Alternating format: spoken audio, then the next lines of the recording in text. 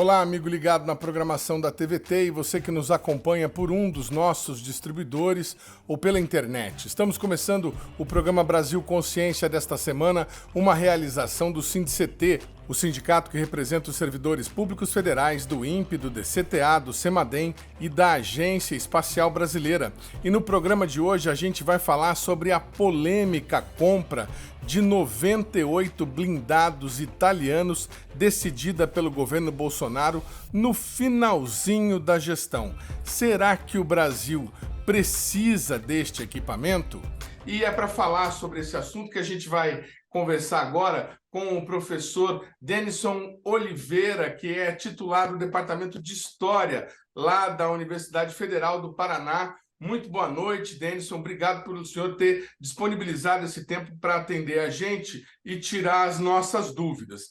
Professor, a gente gostaria de começar essa entrevista perguntando o seguinte: observa-se no mundo todo uma corrida armamentista. A indústria tem registrado aumento da procura por armamento, por itens bélicos, muito em função do que está acontecendo na guerra da Ucrânia. Estaria essa compra relacionada a esse fenômeno mundial? O Brasil está se preparando para alguma iminência de conflito? Boa noite. Boa noite, Edmond. Obrigado pelo convite, pela oportunidade de estar aqui conversando também com a nossa audiência. Não, a resposta é negativa. É uma compra que você notou, se arrasta há mais de uma década e não tem uma vinculação direta com o conflito da Ucrânia. Para alguma compra militar brasileira,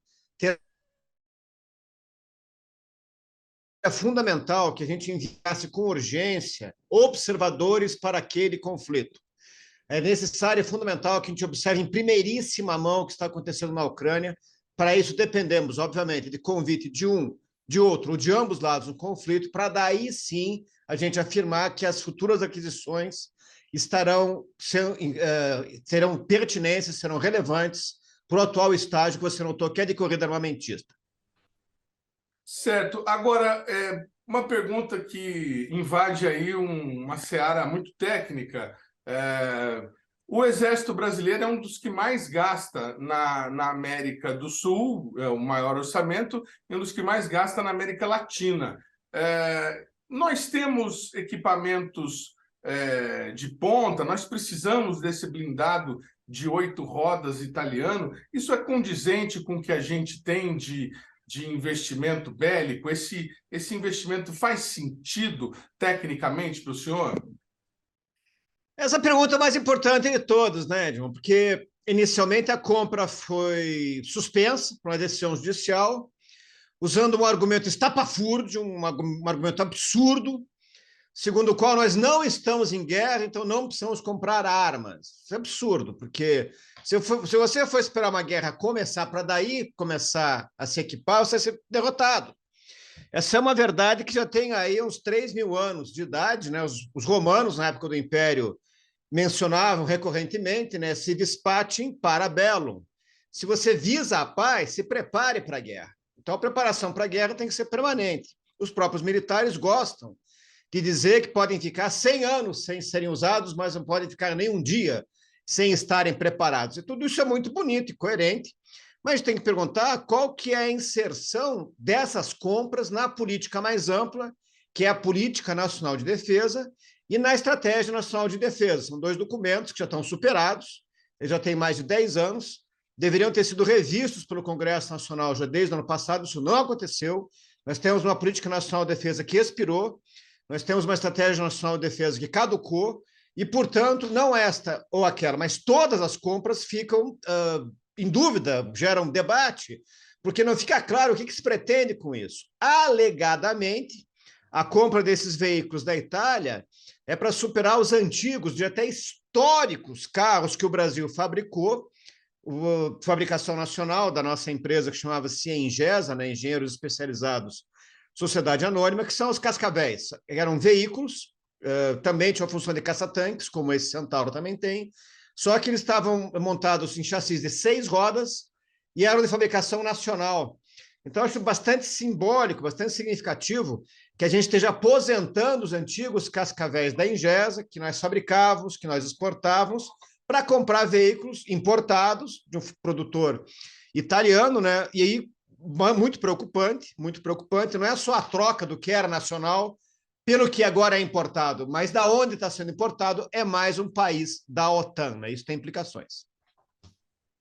É interessante que se eu colocar isso, qual que é a implicação? Por que a gente não deve ter material bélico, por exemplo, como o Gripen, que é sueco e que agora se tornará OTAN também? Por que a gente não deveria ficar apenas com um fornecedor, se podemos dizer assim? Não, a expressão é correta, se pontuou corretamente, Edmond. É um fornecedor só, porque se eles fazem parte da mesma grande aliança, as implicações políticas e as sujeições diplomáticas vão ser as mesmas. É importante notar que nessa concorrência, além do carro oferecido pelos italianos, também havia um veículo similar oferecido pelos americanos e um outro oferecido pelos chineses. E olha só, a compra inicial são de 2 veículos para testes exaustivos. Por que não comprar, então, 2 de cada um dos veículos e daí sim fazer uma concorrência de verdade, em vez de já carimbar o fornecedor italiano? Eu sou muito crítico desse encaminhamento. Eu acho que é só para comprar um lote inicial de 2 para testes, que dê chances iguais para todos os concorrentes. E, fundamentalmente, Edmond, a gente tem que pensar na superação daquilo que a gente chama de uma política de compras de armamentos de supermercado. Você vai lá e escolhe o que estão te oferecendo. É isso aí. Quer dizer, a tua autonomia no sentido de garantir uma plena autossuficiência industrial na aquisição e na manutenção foi abandonada. Por isso que eu acho extremamente simbólica essa compra. Não tanto que o fornecedor seja um país da OTAN, que eu acho grave, mas o gravíssimo é que está sendo usado para substituir um produto que era nacional, que foi um sucesso de exportação. Então, essa renúncia, essa desistência da fabricação do similar nacional é que deveria estar em pauta, deveria estar sendo discutida. Nós temos escala para fabricar esse tipo de armamento? Se tiver escala, vai ser necessário exportar? Não vai? São questões que, de forma alguma, estão claras, e vou insistir. A nossa política nacional de defesa, a nossa estratégia nacional de defesa carecem de revisão, elas estão desatualizadas. Enquanto a atualização desses documentos não for feita, passando inclusive, principalmente, pelo Congresso Nacional, todas as aquisições vão ser colocadas em dúvida. Na indefinição da estratégia, não fica claro qual que vai ser a utilidade desse material. O senhor falou bastante aí sobre a questão do histórico blindado Cascavel, fabricado aí pela empresa Ingesa. Vamos dar uma olhada em que blindado é esse e depois a gente volta para refletir com o professor. Acompanhe. O Cascavel é um veículo blindado brasileiro de 6 rodas, indicado para o reconhecimento de terreno. Ele foi projetado pela empresa Ingesa na década de 70 como um substituto para os antigos M8 Greyhound, que o Brasil havia recebido após a Segunda Guerra Mundial, e foi considerado uma grande inovação tecnológica no país. Em sua versão principal, o veículo foi equipado com um canhão de 90 mm e tinha um primo anfíbio, o Urutu E11, com peças e características semelhantes que foram fabricadas entre 1974 e 1993, quando a Ingesa faliu. Os blindados brasileiros da Ingesa fizeram um grande sucesso, com a produção total de 2.767 unidades, sendo que a maior parte delas foi exportada para a América do Sul, África e Oriente Médio. Após o fechamento da Ingesa, os direitos do projeto foram adquiridos pela empresa FMC Corporation dos Estados Unidos, que realiza manutenção dos blindados em alguns países onde eles estão operacionais. No Brasil, o Exército ainda possui 409 unidades do Cascavel em funcionamento e, mesmo com a licitação para a compra dos novos blindados, foi assinado no ano passado um contrato com a Acaer para modernizar o Cascavel ao custo de 86 milhões para as primeiras 98 unidades. O Exército Brasileiro deu mais um passo rumo à modernização de seus materiais de emprego militar. A Força assinou um contrato de modernização de viaturas blindadas de reconhecimento Cascavel. O convênio prevê o aperfeiçoamento de 98 viaturas. O acordo foi formalizado em uma solenidade realizada na concha acústica do Quartel-General do Exército, em Brasília, com presença de membros do Alto Comando do Exército, de oficiais generais da Guarnição de Brasília e de autoridades civis. O contrato celebra a entrega de 2 viaturas protótipo e de um lote inicial de 7 exemplares que receberão diversas melhorias, como revitalização do canhão 90mm, instalação de kits de visão do motorista, visão do comandante e visão do atirador, de equipamentos de comando e controle, de giro e elevação, a inserção de uma plataforma de lançamento de mísseis e a melhoria da plataforma automotiva. Porque alguns devem estar conjecturando, por que nós vamos ter uma obtenção ou aquisição de uma VBC CAV e, simultaneamente, um projeto de modernização do Cascavel? Por quê? O que justificaria ter esses 2 projetos simultaneamente se ambas as viaturas têm a mesma missão, ao menos teoricamente ou doutrinariamente? É aí que se caracteriza a viabilidade desse projeto.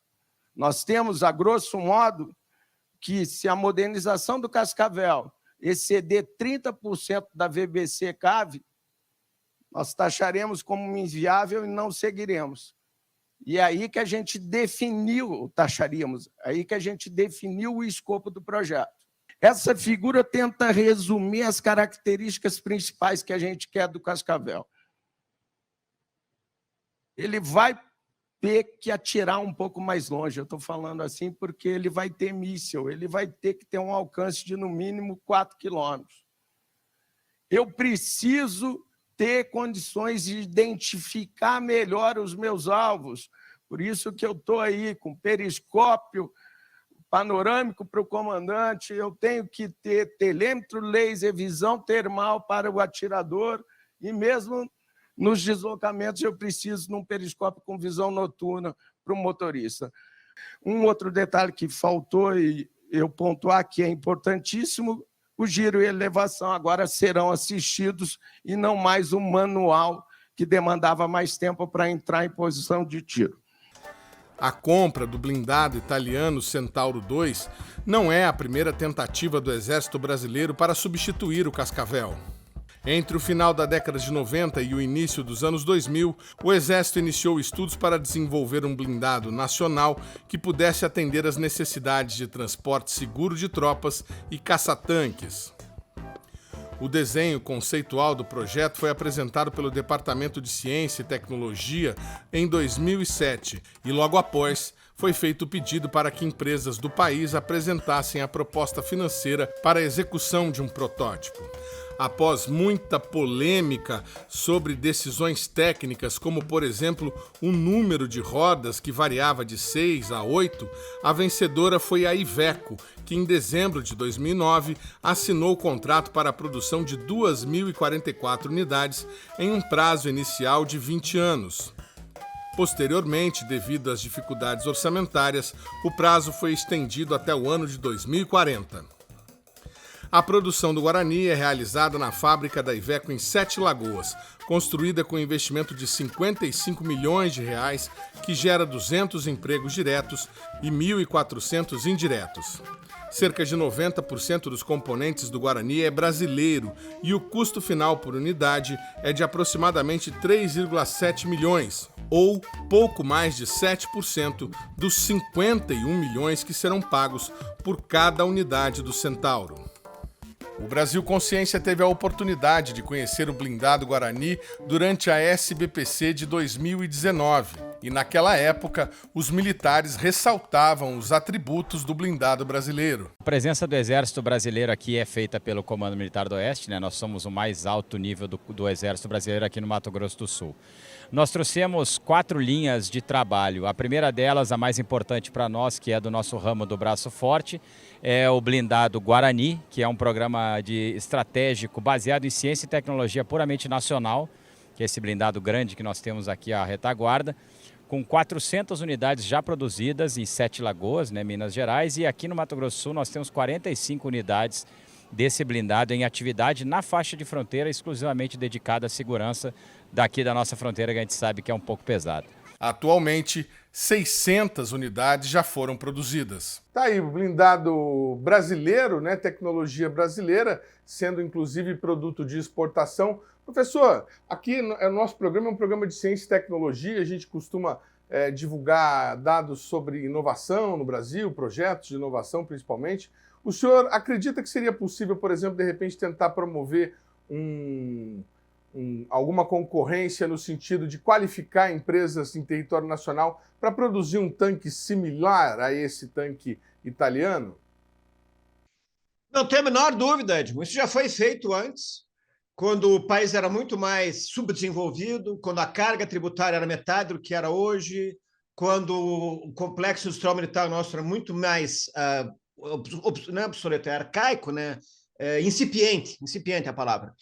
Então, não tenho dúvida, dentro de uma estratégia coerente, de um planejamento de longo prazo, de uma política de Estado, como tem que ser a política de defesa, eu tenho a plena convicção que, se fosse do nosso interesse produzir um carro blindado caça-tanques sobre rodas, no caso, 8 rodas, que é o novo padrão está sendo adotado aí, sim, estaria dentro da nossa capacidade e lamento profundamente saber, tomar conhecimento, inclusive, pela imprensa, né, que é uma aquisição que levou 10 anos para ser discutida. Poxa, em 10 anos, será que a gente não teria alternativas? E continuam em aberto, mesmo que essa aquisição venha a ser feita, como que fica a cadeia logística de suprimentos? Agora, ontem mesmo foi noticiado que vai ser fabricado pela Imbel, né, que é a indústria bélica brasileira ainda estatal, um lote de munição para testar o Centauro. Quer dizer, não se planejou ainda o abastecimento com munição do lote inteiro, da quase 100 veículos, o que arrisca repetir, o que pesa o sério risco da gente ver reprisar o erro histórico que foi a compra na Alemanha, foram centenas, foram quase 500 Leopard comprados na Alemanha e na Bélgica também, foi um lote pequeno da Bélgica, que eram carros já superados, era o primeiro modelo do Leopard, o Leopard 1, que a gente comprou, e a gente não fabricava munição. Então, o que adianta você ter 300, 400 tanques se você não fabrica munição, se tiver um conflito real, se houver uma emergência real, se esses veículos precisarem ser empregados em combate real, a gente não vai ter munição para reabastecer esses veículos, e a questão que fica é essa. Se o Centauro vier realmente a ser adquirido, se esse veículo italiano realmente vier a ser adquirido, quantas componentes da cadeia logística de abastecimento e reposição nós podemos internalizar? Qual a proporção da munição nós podemos fabricar? E a munição é uma coisa bastante complexa, que tem vários tipos, né? A munição de autoexplosivo, a munição antitanque, a munição de fragmentação, quer dizer, tem uma complexidade aí que implica, né, fundamentalmente, em ter bastante clareza de como que esse material vai ser usado. E vou insistir de novo contigo. Dado o estado atual de superação da Estratégia Nacional de Defesa, da Política Nacional de Defesa, não tenho a menor clareza de onde que esses carros vão ser empregados. Receio muito, é um receio pessoal que eu tenho, Ed, que essas compras acabem por confirmar, por reiterar o caráter anacrônico, irracional, completamente sem sentido da distribuição de efetivos do Exército Brasileiro. Porque a verdade é a seguinte, a arma blindada brasileira, os tanques, né, os veículos mais pesados do Exército Brasileiro, estão sediados fundamentalmente na região sul, na Escola de Guerra Blindada, que fica em Santa Maria, no Rio Grande do Sul. Minha pergunta fica a seguinte para o leigo, assim, mas, poxa, são centenas de veículos blindados e outros veículos, engenhos blindados também, que não são só os tanques, concentrados no Rio Grande do Sul. Estão esperando o quê? Uma guerra do Paraguai? Estão esperando o quê? Outra guerra com a Argentina? Qual que é o sentido de ter uma força blindada dessa no sul do Brasil? O sul do Brasil perdeu totalmente a relevância desde a Segunda Guerra Mundial. A última vez que o Brasil se preparou para uma guerra contra a Argentina foi em 1945, inclusive sofrendo pressão americana para que a gente se preparasse para enfrentar a Argentina, caso ela continuasse alinhada ao eixo, que não havia rompido relações diplomáticas com a Alemanha nazista, não havia declarado guerra à Alemanha nazista, havia essa possibilidade, vamos dizer assim, de haver algum conflito com a Argentina, e desde então o assunto perdeu completamente a atualidade. E, por outro lado, inversamente, essa enorme concentração de meios de uma fronteira que não tem mais a menor relevância, que é o Mercosul, né? Você tem na Amazônia, que é uma imensa região do Brasil, é a maior parte da região do Brasil, mais da metade do Brasil é a Amazônia. Você tem nessa imensa Amazônia, cheia de problemas, uma fronteira quentíssima, com países extremamente problemáticos, com tráfico de drogas, com tráfico de pessoas, com problemas de refugiados, com movimentos armados, com guerrilha, inclusive, nesses países vizinhos. Você tem nessa Amazônia, que é uma prioridade de defesa brasileira, você tem nessa Amazônia 10% do exército brasileiro. O Centauro é inútil na Amazônia. Então, quer dizer, como é que isso se encaixa no programa mais geral?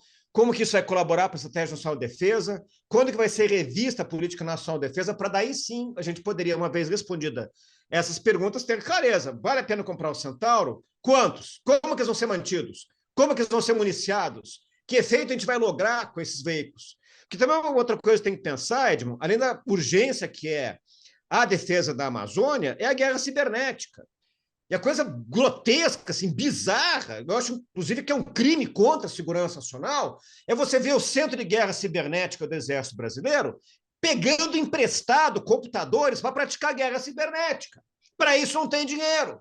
A guerra mais importante hoje, pergunta para qualquer especialista, qual que é a dimensão da guerra mais importante? É a guerra cibernética.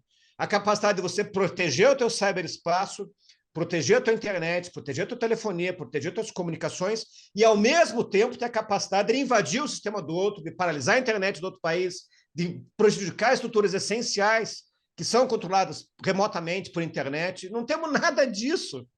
E os exercícios de guerra cibernética é coisa grotesca. Eles publicam edital pedindo emprestado equipamento. Não tem dinheiro para guerra cibernética no Brasil, mas vai se gastar 5 bilhões e tanto para comprar 98 blindados, e não sei exatamente se é o modelo mais atualizado, se é o modelo de exportação. Tem muitas questões aí que ainda não estão respondidas e que seriam importantíssimas serem debatidas pela grande imprensa, e daí o papel fundamental que está se prestando agora de repercutir, de replicar essa questão que é fundamental, é muito importante, porque ela expressa ênfases e prioridades que são fundamentalmente erradas e inadequadas nesse contexto de ameaças à segurança nacional.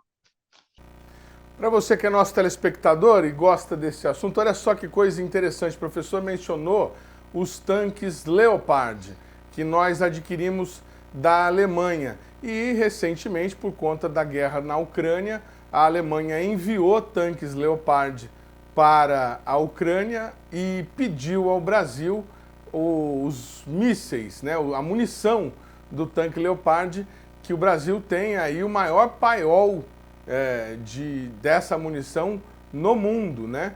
Por conta dos tanques, aí o professor mencionou que quase 500 tanques, pouco mais de 500, né, professor? De 500 tanques. Não chega a dar 500. São 128 Leopard 1 e 239 Leopard 2, não chega a dar 500, vai dar 400 e pouco.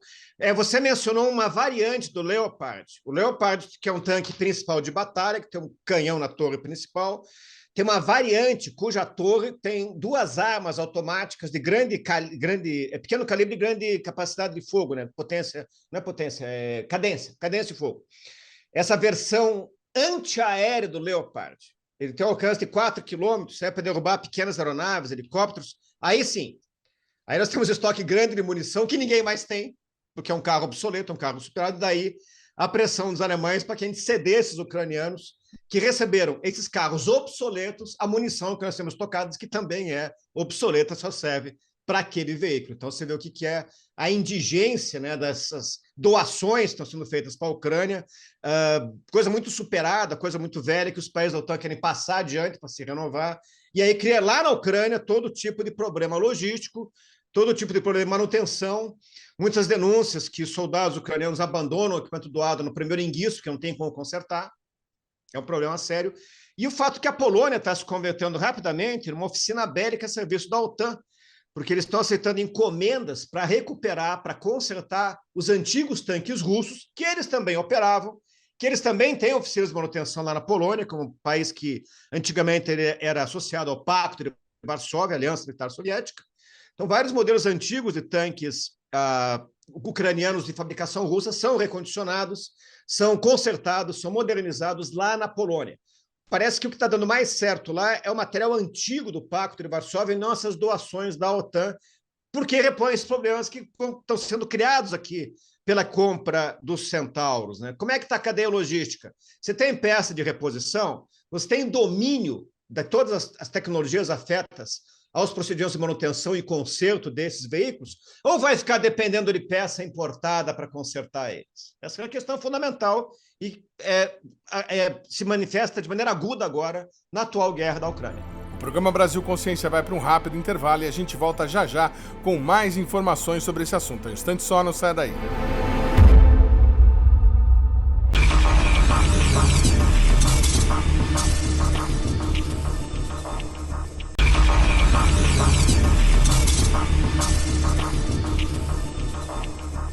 Segundo bloco, o programa Brasil Consciência de volta, discutindo hoje a compra dos 98 blindados Centauro 2 pelo Exército Brasileiro junto à empresa Iveco italiana. Enquanto a gente está discutindo a compra de 98 blindados de 8 rodas dos italianos, conforme bem explicou o professor, o Brasil está doando blindados para o Uruguai.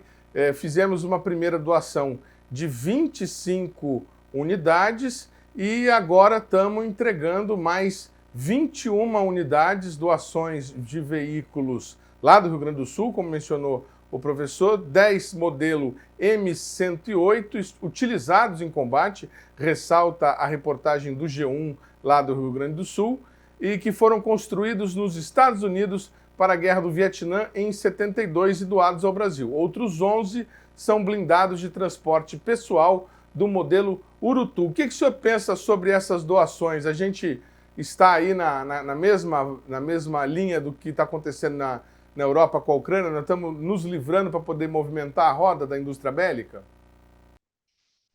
Pode ser, Edson, pode ser também o nosso subimperialismo, né? Da mesma maneira que os americanos dão de graça, eles nem cobram mais, eles dão de graça tanques velhos, obsoletos para nós, só precisamos ir lá buscar. A gente está fazendo a mesma coisa com o Uruguai. Teve uma encrenca nessas doações, porque o Uruguai não queria vir buscar, eles queriam que a gente também entregasse lá com o tanque cheio. Mas veja, esses obuseiros, você mesmo notou, são obuseiros autopropulsados, um padrão muito antigo, isso é da época da Guerra do Vietnã, tem um alcance pequeno, tem capacidades limitadas, e tem uma eletrônica embarcada completamente superada, ninguém mais usa isso, o Uruguai topou. Já os Urutus são interessantes, né, porque eles são veículos ainda atualizados, não sei quem que foi o dono que comprou a massa falida da Ingesa, mas quem comprou a falida da Ingesa fez um grande negócio, porque eles vendem manutenção para todos os Urutu e Cascavel, centenas que o Brasil vendeu para o Oriente Médio, para a África, e agora essas doações para países vizinhos aí. Então, são veículos que podem ter alguma utilidade ainda para fins de treinamento, mas de forma alguma alguém cogitaria de usá-los num combate real, por exemplo, na Ucrânia. Seria ridículo. Se levasse esse material para uma guerra moderna, eles seriam feitos em picadinho em poucos minutos, são máquinas muito antigas, muito obsoletas, mas são recebidas de bom grado, que você veja, imaginando qual que é o gasto militar do Uruguai, né, qual é a verba que eles têm, são doações que certamente serão bem recebidas e poderão ser úteis durante algum tempo para poder ter material para treinar o pessoal. Que a urgência dessas aquisições é essa, tem que ter com o que treinar, não pode ser uma coisa que está encostada, uma coisa que está sucateada, uma coisa que está quebrada.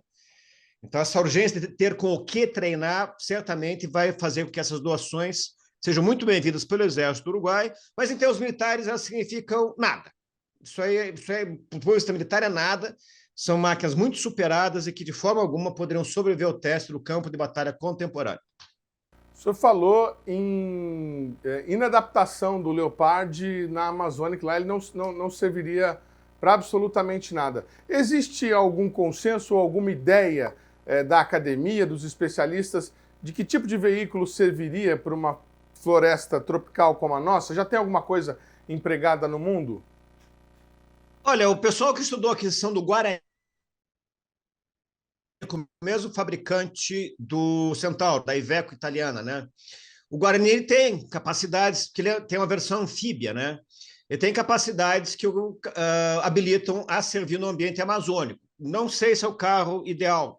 Não tenho notícia do emprego extensivo do Guarani na Amazônia, mas não seria uma coisa muito impossível de você adaptar para uso na Amazônia, pelo menos na sua versão anfíbia, que faz dele um veículo bastante útil naquele ambiente. Tenho a sensação que o maior investimento se tratando de Amazônia teria que ser nos efetivos aerotransportados. Qualquer um que viu o filme da Guerra do Vietnã se deslumbra, né, com a capacidade militar que os americanos desenvolveram com o emprego dos seus helicópteros, né, suas aeronaves de asa rotatória. Tenho a sensação que o ambiente amazônico pediria mais desse tipo de aeronave e menos desses veículos blindados, embora o Guarani tenha, sim, essa capacidade e tenha, sim, essa virtualidade. O mais importante para o ambiente amazônico seria certamente a capacidade da gente ampliar os nossos pelotões de fronteira, Edmo. Pelotão é uma unidade de 41 homens. Nós temos exatamente 23 pelotões de fronteira para mais de 4.000 quilômetros de fronteira amazônica. Isso é ridículo, isso é risível, Isso é insignificante. Por que só tem 10% do exército na Amazônia? E lá a efetiva é de infantaria mesmo, né? Infantaria de selva, tendo helicóptero, ótimo, essencial manter a cadeia logística, excelente, mas não imagino forças blindadas sendo de utilidade para a defesa da Amazônia de forma alguma. Então, professor, a Marinha tentando construir lá o seu submarino nuclear para fins de monitoramento da Amazônia Azul. O Exército patinando aí com a compra de tanques e concentrando sua força no Sul. E nós ainda temos a Aeronáutica patinando com o programa PESE de constelação de satélites para monitoramento de fronteira, floresta e tudo mais. As Forças Armadas brasileiras estão bem aí com relação às demais da América do Sul ou é tudo igual, desse jeito assim, por aí? Olha, o cenário da América do Sul tem algumas ilhas de excelência, por exemplo, o Chile. O Chile tem uma força blindada muito respeitável. Tem a sensação que seria um picadinho da nossa em questão de minutos. Que bom que a gente não faz fronteira com o Chile. Em termos de força aérea, a Venezuela recebeu algumas aquisições interessantes, tanto de meios antiaéreos quanto de aeronaves da Rússia. Mas nada disso seria, digamos, ameaça para o Brasil. Não imagino um vizinho nosso nos ameaçando sem que tenha que temer as consequências. Então, a gente continua com um entorno estratégico muito seguro, muito confortável. Temos o privilégio de sermos um país que não tem vizinhos que possam representar ameaças estatais, tá? Outra coisa completamente diferente são as ameaças não estatais. Movimentos de crime organizado, tráfico de drogas, guerrilha mesmo, né? Que, enfim, tem como endereço, né, mais provável de ocorrência a fronteira amazônica. Então, na comparação com os vizinhos, não temos o que temer, e isso é um fator que pode levar a uma falsa sensação de segurança. Porque ninguém vai nos atacar. Provavelmente não. Eu acho que não. Agora, do resto do mundo, as ameaças pululam. A pior delas, já mencionei aqui para vocês, é a guerra cibernética, é a cyberguerra. Nós somos uma colônia digital. Nossos principais sites e bancos de dados não nos pertencem mais. São empresas estrangeiras que operam esses sites e essas redes sociais e recolhem, em escala industrial, um manancial imenso de informações de comportamento, de consumo, de opinião política, que não serve a nós, não serve a nós brasileiros, é depositado lá nos gestores do Facebook, do Instagram, no caso dos americanos, do WhatsApp. Imagina, quando cai o WhatsApp, você paralisa a economia brasileira. Isso é ridículo. A dependência que nós temos desses sites internacionais é a pior ameaça à segurança nacional. Mas não é só americano, né? Agora o TikTok, que é chinês, o Telegram, que é russo, e não existem equivalentes brasileiros. Então, se eu precisar fechar o cyberespaço brasileiro, se eu precisar cortar, se eu precisar desconectar a internet brasileira desses sites estrangeiros, eu não vou conseguir, vou fazer um caos. Lembra quando aquele juiz proibiu o WhatsApp em 2018 por 2 dias, um dia? O cara provocou um caos, porque não tem equivalente brasileiro, que é absurdo. Nós temos um grau de colonização dos meios digitais por parte das potências estrangeiras que é completo. Nós somos colônia digital. E agora, no recente leilão do 5G, você deve ter acompanhado, uma das exigências é que o vencedor construísse uma rede de dados para o governo. Isso é absurdo. Essa rede já vai estar colonizada, já vai estar infiltrada, vai estar cheia de vazamentos. Você mencionou a questão dos submarinos. Tive a honra de publicar em 2020 na Cambridge Journal of International Studies, junto com outros 2 colegas da USP e da UF, um artigo sobre a questão dos submarinos brasileiros. Esse artigo foi publicado em 2020, teve enorme repercussão, saiu na grande imprensa, inclusive, porque a gente estava denunciando que os submarinos estavam comprando equipamento de criptografia que codificava e decodificava a mensagem de uma empresa suíça.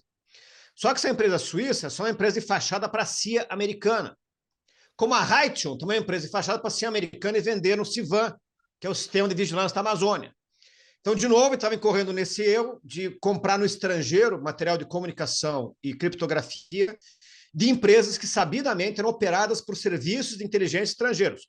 No caso, a fornecedora dos equipamentos de criptografia para os submarinos da Marinha Brasileira é a Crypto Axtel. Que é essa cidade anônima em alemão? Não sei. Aktionsgesellschaft. era a Crypto AG, né? A Crypto Action Gesellschaft, a Cripto Sociedade Anônima, que apesar de ser uma empresa aparentemente suíça, ela era controlada tanto pela CIA americana quanto pelo serviço secreto alemão, o Bundesnachrichtendienst, que é o serviço de inteligência alemão, que secretamente operava aquela empresa, uma empresa de fachada, e vendia equipamento de criptografia que vazava, que foi feito para vazar mensagens. Então, denunciamos isso no nosso artigo. A Marinha soltou 2 notas oficiais negando que houvesse riscos. Não, porque eles vão mudar os sistemas, eles vão colocar uma camada adicional nessa máquina importada, coisas muito suspeitas, coisas extremamente frágeis do ponto de vista da segurança das comunicações. Então, de novo, a gente nota uma defasagem. Poxa, será que vale a pena você ter uma esquadra de submarinos de última geração? Pode ser até muito moderno, Scorpione. Parece que é um modelo bem atualizado, mas será que vale a pena tê-los se as comunicações deles são grampeadas? Então, a questão fundamental é essa. A guerra mais importante é a guerra da inteligência, da contra-inteligência, da informação, da espionagem.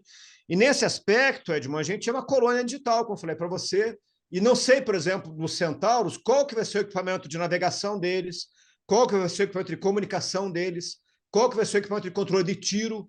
São questões de extrema densidade tecnológica, produtos extremamente sofisticados, e que a qualquer momento, tanto eles podem ser infiltrados pelo vendedor, podem ter backdoors, né, portas dos fundos que vazam informações para o país vendedor, como também eles podem ser monitorados pelo país vendedor. Então, de novo, você tem a arma pode ser até atualizada, mas ela é frágil, ela é fragilizada, porque ela está justamente exposta nos seus procedimentos de operação e deslocamento à vigilância estrangeira. Então, também por aí, você reafirma o colonialismo, a colonização das Forças Armadas brasileiras.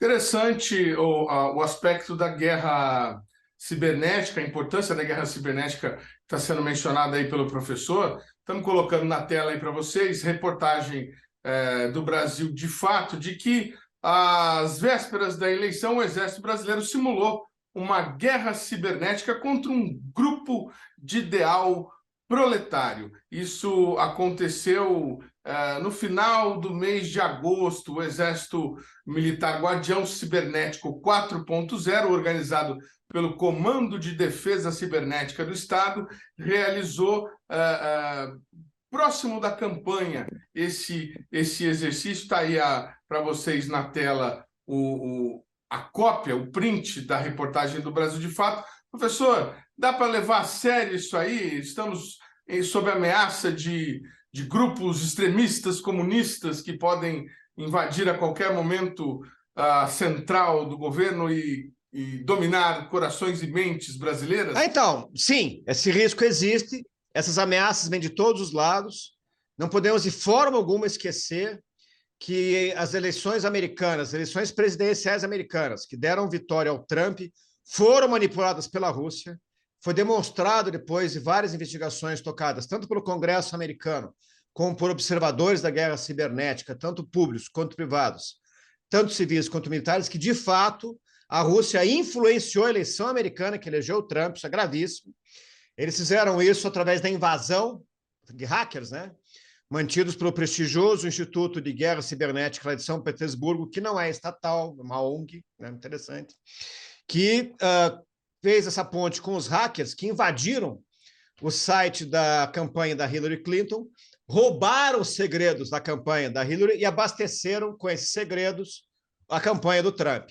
E também uma extensa campanha de difamação da Hillary, tocada por robôs, né, por perfis fakes, que não são gente, são meros perfis criados, né, digitalmente, fazendas, né, como se diz, de perfis, que criam esses perfis para replicar as acusações do Trump contra a Hillary, que deram enorme efeito no eleitorado americano, e isso foi decisivo para eleger o Trump. Então, a ameaça desse tamanho.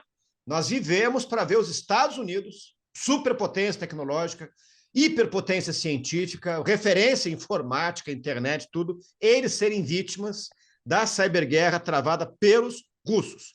Isso aconteceu de novo em 2014, na primeira guerra da Ucrânia, quando a Rússia tomou a Península da Crimeia para si e para outras regiões do Donetsk e Luhansk.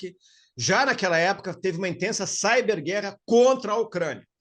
E o episódio mais tenebroso dessa cyberguerra, Edmond, não foi nem eles desligarem luz, desligarem telefone, cortarem abastecimento de água, também fizeram isso os russos contra os ucranianos. O que me deixou mais impressionado é que esses hackers invadiram o site da Justiça Eleitoral ucraniana. E no dia que foram ser divulgados os resultados, eles invadiram o site, derrubaram o site, colocaram uma página clonada, perfil falso, para anunciar que o candidato pró-Rússia, o candidato do Putin, tinha ganhado as eleições. O que era mentira, isso não aconteceu, foi uma fraude. Né? E, imediatamente, a Rússia e a Bielorrússia reconheceram o candidato eleito, deram os parabéns, começaram a circular que eles tinham ganhado as eleições. Levaram várias horas até que, finalmente, os gestores da Justiça Eleitoral ucraniana conseguissem retomar o controle do site, conseguissem derrubar, né, os cavalos de Troia de invasão do site, para daí estabelecer a verdade. Não foi esse candidato que venceu, foi o outro aqui. Já imaginou o tumulto que isso causou? O descrédito que isso causou? A desmoralização que isso levou ao sistema eleitoral ucraniano? Mas são coisas que também está exposto aqui no Brasil. Isso pode vir de todos os lados, todos os países. Pode vir da China, pode vir da Rússia, pode vir dos Estados Unidos, pode vir de interesses privados, pode vir. E aí a política nossa de proteção de infraestruturas sensíveis ela tinha que ser repensada para dar conta desse tipo de ameaça, que é gravíssimo. Eu acho que a principal ameaça para o Brasil hoje é a cyberguerra. E, portanto, você fez menção aqui na tua pergunta ao exercício guardião cibernético, é exatamente isso que me refiro, Edmond. Para realizar esse exercício, o Exército pede equipamentos emprestados. Eles não têm a suficiência para praticar guerra cibernética. Eles dependem de empréstimos interessados para poder praticar essa guerra cibernética. Isso é medíocre. Isso é ridículo. Ao tentar se preparar para a guerra cibernética, eles poderiam estar se autocontaminando com trojans e malwares e tudo mais que poderiam estar sendo infectados. E a questão ficou aberta com o 5G, né? Porque o 5G, as faixas de frequência de operação das ondas de rádio é que foram licitadas. Não existe nenhuma política industrial brasileira que vise a autossuficiência no 5G, por exemplo. Aí sim, você poderia construir hardware, o hub, o modem, o roteador, cabeamento que não está contaminado. Esse é que é o problema. Você comprar equipamento de informática, de telemática importado, que já está ali dentro, plantado na origem mesmo, o chip capaz de vazar, de promover o vazamento das informações. Nesses termos, Edmond, não tem meio termo não, sabe? Nessa questão não existe um meio termo. Ou você é autossuficiente ou você está exposto. E o Brasil hoje está perigosamente exposto a todo tipo de ação terrorista, de vandalismo e mesmo de manipulação de resultados eleitorais, de estatísticas, de tudo que existe por conta do nosso colonialismo digital. O programa Brasil Consciência vai para um rápido intervalo e a gente volta já já, em um instante só.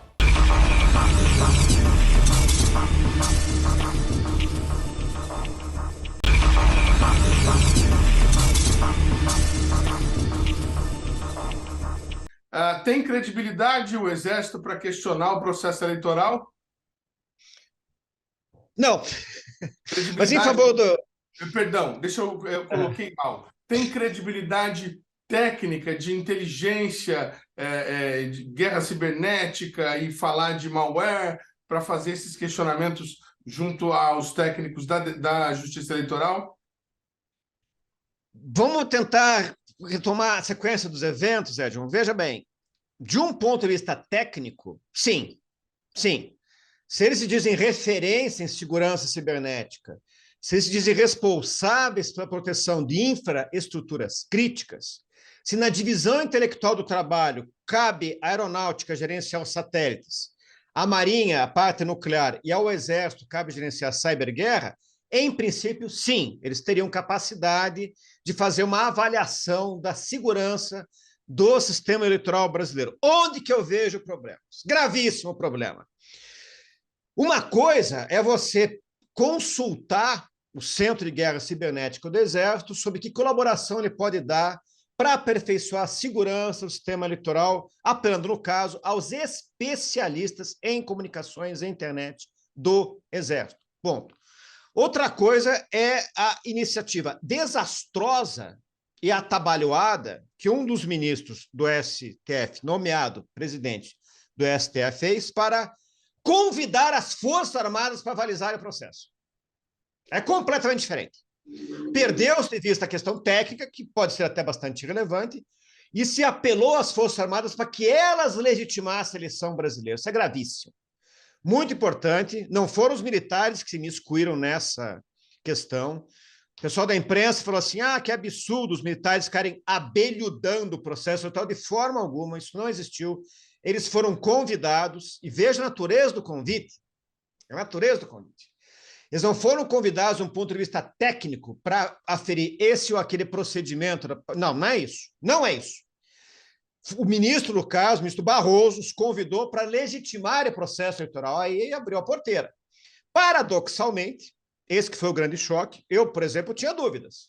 Eu tinha dúvidas. Como cidadão, como eleitor, sempre alimentei dúvidas com relação à segurança do processo, transmissão de dados, sempre eu já aquilo uma certa suspeita, sendo leigo, né? Mas uma vez que as Forças Armadas foram convidadas e não encontraram problemas, esse convite, se era uma tentativa de desmoralizar o processo eleitoral, saiu pela culatra, como se diz, um tiro que saiu pela culatra, usando uma linguagem militar, porque eles deram um atestado de idoneidade para as urnas eletrônicas. Então, se os referentes, assim, se as referências, né, se os especialistas em informática e cyberguerra do Exército não viram problemas, podemos ficar tranquilos a respeito, porque eles foram colocar lá para encontrar problema. Esse que é o intuito. A tentativa da presidência da República em envolver as Forças Armadas com a legitimação do processo eleitoral, para isso foi aberta uma porteira enorme, que podia ter passado várias boiadas, porque foi feito um convite às Forças Armadas, que é um absurdo, porque as Forças Armadas não tratam dessa questão, é o Exército que trata dessa questão, e não é o Exército inteiro, é o seu centro de guerra cibernética. E também não é só todo o centro de guerra cibernética. São os especialistas em criptografia, em transmissão de dados, em conectividade, esses caras é que poderiam ser convidados. Aí não vejo problema. Uma base técnica, opinada, um parecer, até fazer um exercício, não tem problema nenhum. Até agora, porque as urnas foram feitas por militares dessa maneira, militares convidados para poder desenvolver o dispositivo. Pois é, mas não foi esse o intuito. Eles convidaram as Forças Armadas. O que a Aeronáutica tem a ver? O que a Marinha tem a ver? A Marinha não sabe nem de quem está comprando esse equipamento de criptografia. Foi bem ridículo naquela época que a gente soltou o artigo na Cambridge, que eles disseram assim, não, mas não existem evidências que essa empresa da CIA, a gente começou a gargalhar em voz alta. Desde os anos 80 tem evidências, chega na reta final, o único país que acreditava que a criptoagueira confiável éramos nós, estávamos sozinhos nas nossas certezas com relação a esse fornecimento, isso é tudo muito questionável. Então, o envolvimento das Forças Armadas, eu entendo, ele pode ser até interessante, desde que você tenha a resolução de questões técnicas e ponto final. Não foi isso que aconteceu no convite que o Barroso fez a eles. Que bom que eles acabaram referendando, que eles acabaram confirmando a segurança do sistema, talvez contrariando, né, o desejo do presidente da República, que é o seu comandante superior, né, de que achasse problemas, que questionasse a lisura. Foi bem interessante essa passagem. Já ficou na rua agora, hein, uns manifestantes em porta do quartel querendo ver o código-fonte das urnas. Foi visto já. Isso é ridículo. Então, foi muito interessante porque demonstrou várias coisas. Demonstrou, em primeiro lugar, os riscos potenciais de você convidar os militares a tomar parte em questões que não lhes dizem respeito. E, segundo, você convidar as Forças Armadas a legitimarem o processo inteiro. Também foi uma temeridade. Que bom que isso não teve consequências. Porque se essa turminha acha algum problema ali, explora isso a favor da presidência da República, não ia ter posse a 1º de janeiro, cara. A gente está numa rua da amargura desgraçada aqui. Que bom que não aconteceu nada. Temos que ficar felizes. Vamos voltar ao exercício Guardião Cibernético. Está na versão 4 já, né? Eu vi o edital 2020, ou 2021, lembra bem? Estava lá o edital eles pedindo empréstimos de equipamentos, de redes, de cabeamento, pedindo emprestado para poder praticar. Para isso não tem dinheiro, não tem dinheiro. E olha só, hein? Gastamos mais que Israel. O Estado de Israel tem 1.800 aeronaves de combate, tem 1.200 tanques e outros engenhos blindados, tem 90 bombas atômicas, tem a melhor cyberguerra do mundo, é israelense, programas de espionagem, de vazamento de dados, tem uma série de recursos e poderes extraordinários e gastam menos que o Brasil com defesa. Olha a comparação. Qual que é a saída, professor? Existe algum documento, algum programa que possa direcionar aí o país a ter um gasto mais inteligente com defesa e melhorar esse setor e qualificar o setor? Existe algum caminho já traçado? Tem que discutir? O que o senhor apontaria aí como, não solução, obviamente, mas como indicativo, caminho que a gente poderia tomar? Naquele meio que tinha eu mencionei algumas coisas que elas continuam válidas, né? Então, veja, é fundamental que haja uma liderança civil do Ministério da Defesa e do Gabinete de Segurança Nacional. O Gabinete de Segurança Nacional é importantíssimo, porque além da segurança do núcleo do poder, do presidente do primeiro escalão, eles também têm na subordinação deles a ABIN, Agência Brasileira de Inteligência. Então, são cargos que, em hipótese alguma, podem voltar a ficar nas mãos de militares. Como já dizia o Clemenceau, né, a guerra é importante demais para deixar só a cargo dos militares. Então, uma liderança civil nesses ministérios da defesa, dos GSI, seria um primeiro passo importante na caminhada rumo a uma política de defesa mais coerente, mais atualizada. Uma segunda questão que eu menciono ali é que o Ministério da Defesa ele foi essencialmente militarizado nessa última gestão presidencial, e não foi só o Ministério da Defesa, né? A esplanada dos ministérios inteira foi militarizada, os números variam bastante, né? Talvez tenha 6 mil, talvez tenha 8 mil militares ocupando cargos civis no governo, que é bastante desproporcional. Já viu uma estimativa de 11 mil militares? Não se sabe, hein? Parece que só no INSS são mais de 2.500 militares lotados no INSS. E aí, quer dizer, tinha que fazer o contrário, quer dizer, não só profissionalizar, de um ponto de vista das carreiras civis, as várias vagas em abertos nos ministérios civis, mas também no Ministério da Defesa. O Ministério da Defesa até hoje não tem uma estrutura de carreira coerente para os seus servidores civis. E seria fundamental que a gente tivesse uma certa paridade, até eu diria, entre membros civis e membros militares no Ministério da Defesa. E vou citar aqui uma agência importantíssima que nós não temos. Nós não temos aqui no Brasil um equivalente do que seria a NSA, a National Security Agency, que é o órgão do governo americano encarregado de monitorar e interceptar comunicações de todo mundo, inclusive, ilegalmente, de cidadãos americanos, como revelou um dos seus mais famosos desertores, que é o Edward Snowden, né, que está exilado na Rússia, né? Ele é um desertor da NSA, ele revelou a facilidade com que os operadores diretos da NSA entravam no computador de qualquer empresa, qualquer banco, para pegar assuntos do seu interesse, que não tinha nada a ver com a causa da segurança nacional. E nós não temos nada parecido no Brasil, inclusive porque a ABIN, ela constitucionalmente está proibida de fazer interceptação telefônica. Então, quer dizer, nós temos uma massa imensa de comunicações que tem que ser monitoradas, que tem que ser vigiadas, que tem que ser objeto de supervisão por parte do governo. Nós não temos uma agência que faça isso. Nós precisamos criar uma Agência Nacional de Segurança Eletrônica. Quem faz esse trabalho, mas quer dizer, não faz, né? Acaba sendo o Centro de Guerra Cibernética do Exército, mas é muito pequeno isso aí. A gente precisava de uma agência inteiramente nova, destinada a monitorar, acompanhar esse manancial imenso de informações que é oferecido até voluntariamente na internet, nas redes sociais, que é tão relevante para a gente saber o que está acontecendo no Brasil, e elas têm que estar sob controle nacional. Muito interessante a atitude do chinês. O chinês não admite, de forma alguma, que esses sites como o Google, como o Facebook, operem na China. Quando opera, é um número muito limitado de páginas. A Rússia também, recentemente, faz poucos anos, eles desenvolveram a capacidade de fechar o ciberespaço deles a todos os sites estrangeiros. É uma medida de segurança nacional indispensável. Então, nesses termos, a gente precisaria ter equivalentes nacionais desses sites, dessas redes sociais estrangeiras aqui no Brasil, e mais do que isso, né? Uma coisa que também nós não temos, nós precisaríamos ter uma agência dedicada especificamente à questão eletrônica, interceptação de rádio, interceptação de telefone, interceptação de comunicações pela internet, no interesse da segurança nacional. Não temos nada parecido com isso, cara. E aí tem um problema seríssimo, Edmond, que é o seguinte: o não envolvimento da liderança civil com a política militar. Que, na verdade, a política de defesa ela tem que ser encarada com a política pública, como é a saúde, como é a educação, como é a ciência, tecnologia. A política de defesa é uma política pública como outra qualquer. E é uma política que tem pouquíssimo envolvimento civil por conta, primeiro, do desinteresse dos políticos. Não dá voto. A política de defesa não dá voto. E segundo, pela ignorância. Quer dizer, então a gente tem um juiz aí que proíbe uma compra, que eu acho que está certo proibir a compra, né? Mas por um motivo errado. Ah, não está em guerra, não precisa comprar. Não podemos ficar felizes com esse argumento. Não podemos, de forma alguma. Pelo contrário, temos que pensar que a guerra é permanente. A guerra cibernética é movida diariamente contra o Brasil no interesse de empresa, de banco, de governo estrangeiro. Lembra do escândalo que causou o vazamento dos telefonemas da Dilma? Até o embaixador americano foi chamado para consulta, o que está acontecendo, mas que estão espionando a gente aqui, e vão continuar espionando sim o americano, o chinês, o russo, empresa privada, qualquer um tem interesse. Nós temos uma política nacional de proteção ao conhecimento sensível, acho que a maior parte das pessoas não a conhece, está a cargo da ABIN, veja a importância então do GSI, a qual a ABIN está subordinada.